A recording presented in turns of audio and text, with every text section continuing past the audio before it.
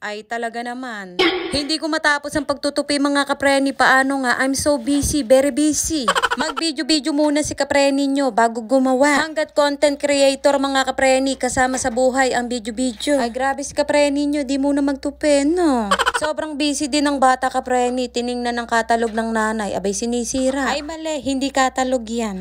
Bawal magalit dito, ha? Dapat ako lang. Sorry na. Heto't napabili ako ng bangus. Ayoko nga muna sana mga kapreni dahil may bangus pa sa ref. Omo, kilala na ako na nagtitinda mga kapreni. Abay, pinilit ako. Wala na akong nagawa mga kapreni. May pambili kasi ko. Kung wala lang, ay naku. Uy, sana all may pambili. Hindi ko nga alam ang gagawin mga kapreni kung paano yung ganyan, paano yung ganito. Basta, paano gawin. Idadaing ko mga kapreni dahil ang bangus hindi naman ganong kalakihan. First time kong hahatiin to sa gitna kapreni kaya hindi ko alam kung paano ang gagawin. Tumanda na ang kapreni nyo nung walang kaalam-alam. Kawawa naman. Kahirap ng walang alam, inaabuso. Charis! Basta nakapako na ang tinik sa gitna ay dinire-diretso ko na ang paghiwa. Tapos nahiwa na pala ang kamay ko. Charis! Hindi ko alam kung sino ang lumalaban, yung tinik ba o yung kutsilyo.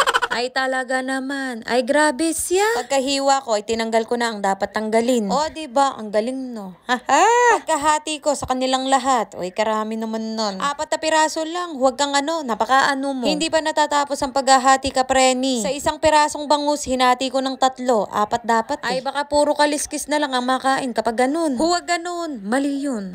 Pakita ko na rin sa inyo na hinugasan ko ng maayos at mabuti. Uy, malinis ang lababo namin ha. Akala nyo lang hindi. At pinagsusuntok ko ang mga bawang. Oy, dinikdik ko. Alam ko yung sasabihin mo kapreni, iba ang sinuntok sa dinikdik.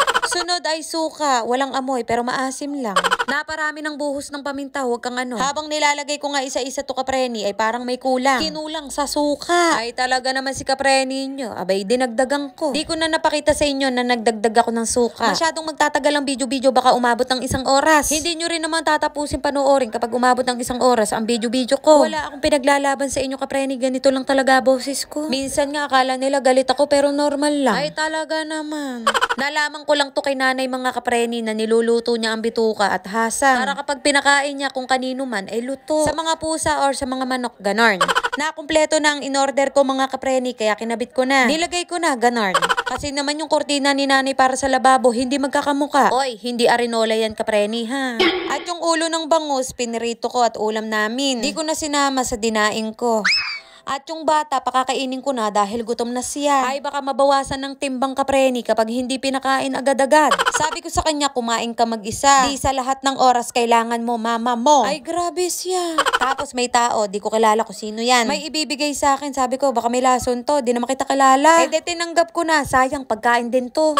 Ang hirap ng buhay tapos tatanggihan mo lang. Oy, pinsan ko yan, baka sabihin nyo hindi ko talaga kilala. Napakaano nyo, huwag kayong Tapos si Kuya Ken, di naman sa kanyang bike ginagamit. Makikihiram muna po sa may-ari. Napakalaking calamares kapreni, 5 pamilya ang makakakain. Ay grabe naman yun.